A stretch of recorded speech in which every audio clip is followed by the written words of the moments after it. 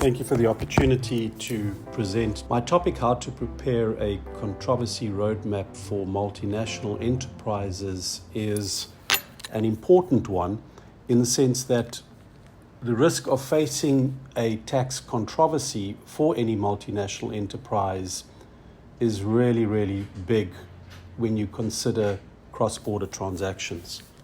There, your biggest exposure is going to be in the area of permanent establishments and transfer pricing arrangements.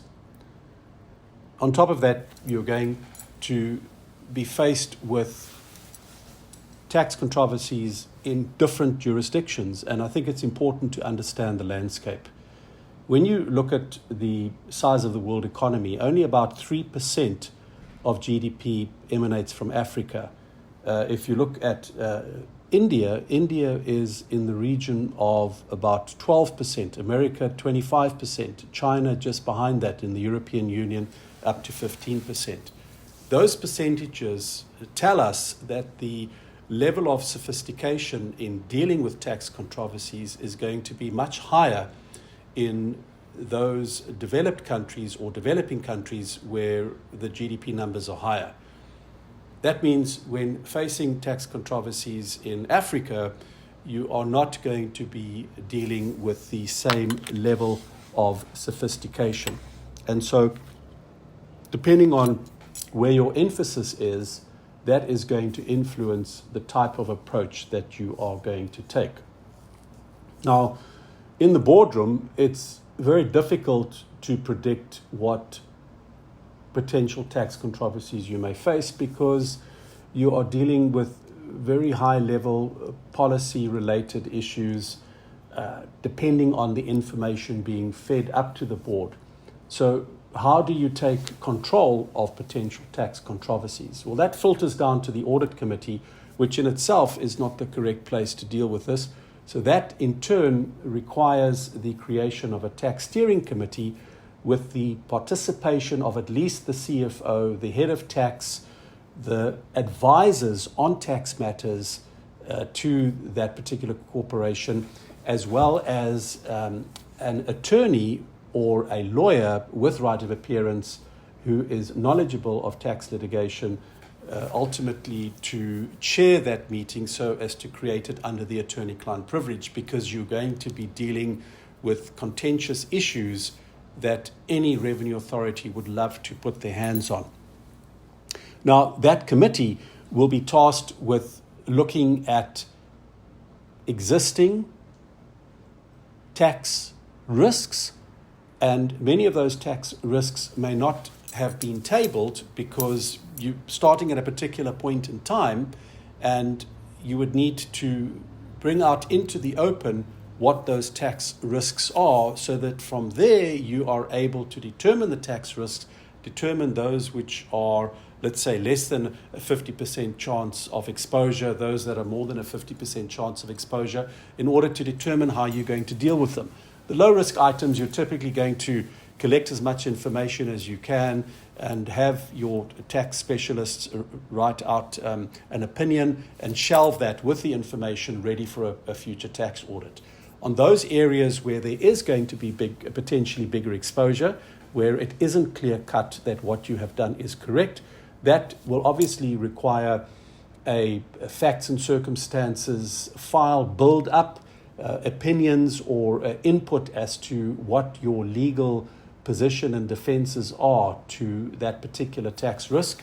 And then, depending on how big the risk is, if you've clearly done something wrong, you now need to find a way of approaching the revenue authorities under a voluntary disclosure program or a similar process whereby you're able to table what you've done.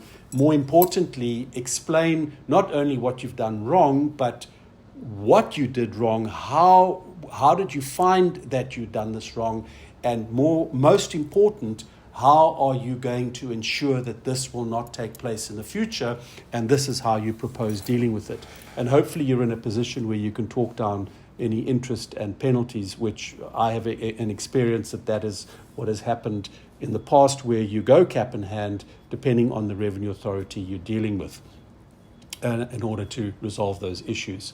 Now, there may be issues where you do not think that you are going to have any, you don't have a major exposure in the sense that you feel your defenses are pretty solid, yet you don't want to take the risk of keeping that exposure out there. Then in the more sophisticated economies, you are going to be able to take advantage of various facilities that are available to you. That would be areas such as advanced pricing arrangements in transfer pricing. Various jurisdictions are developing in the areas of alternate dispute resolution. And then another very interesting area that has been developed by the OECD is ICAP, ICAP. ICAP stands for the International Compliance Assurance Program, and as I mentioned, is an initiative developed by the OECD, which offers multinational enterprises a coordinated approach to tax risk assessments by encouraging voluntary participation by that corporation as well as the tax administration in order to address a particular tax risk. Now, before going down those types of avenues, you're wanting to make sure that the time frame in which you can wrap up this particular potential controversy are going to be short. If it's going to be a very protracted process, then you're better off probably waiting for the matter to go the normal tax dispute route instead of deciding on the ICAP process. But as mentioned, ICAP will typically only work in your highly developed economies or jurisdictions. Certainly, I'm not aware of that type of process working in the African environment. In the African environment, you would very much be looking at a voluntary disclosure program if you're definitely wrong. If you're not definitely wrong and you've got a good defense, you're better off documenting all of that information together with the various opinions to back you up as to why you're not wrong, and then wait for the opportunity to take that up in any tax controversy that might then develop into the future.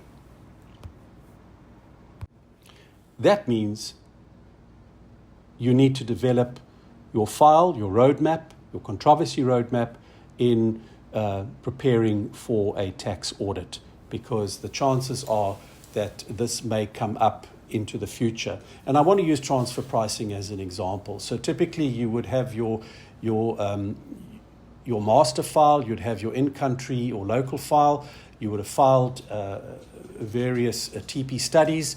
It's very important that you obtain as much information as you can in respect of those files, particularly the background notes, information, discussions, interviews that took place in determining what your transfer pricing study should look like, because all of that is going to inform why you decided upon, let's say, the resale price method versus the TNMM method, or why you didn't take advantage of the CUP method.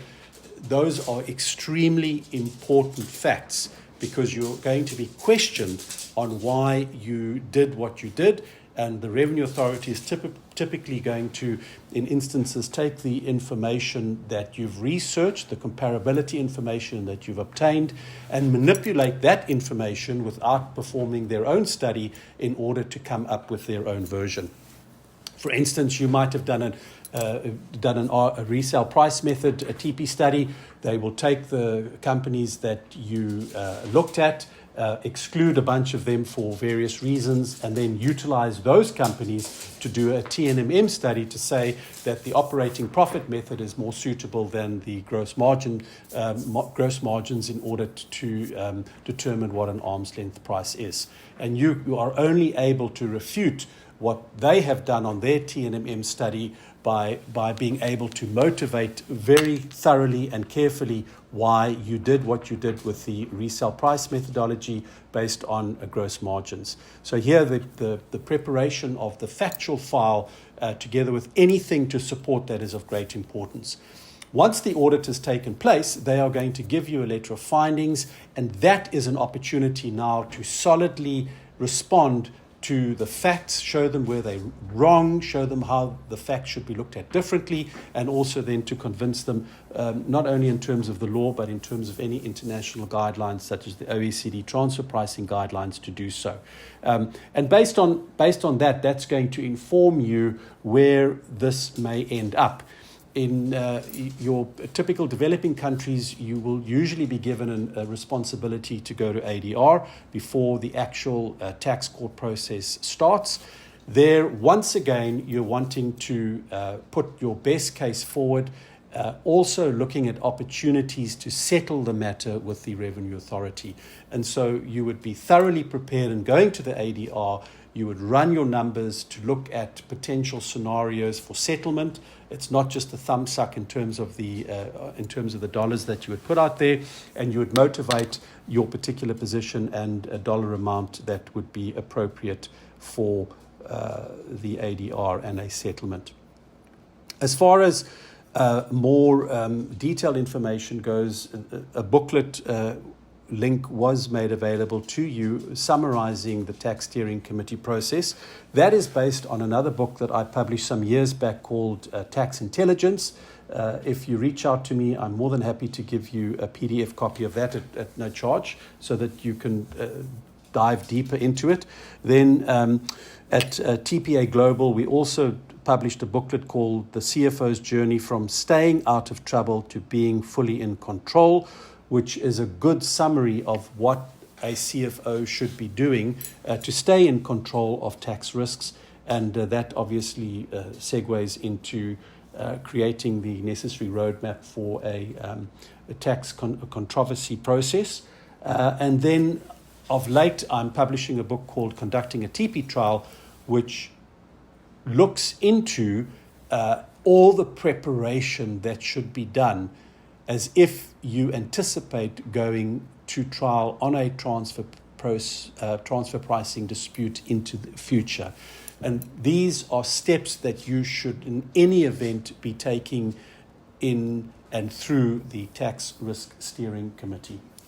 If you have any further questions, please do not hesitate to contact me. The contact details are on the slide deck made available to you, and I trust that you will be successful in your endeavors.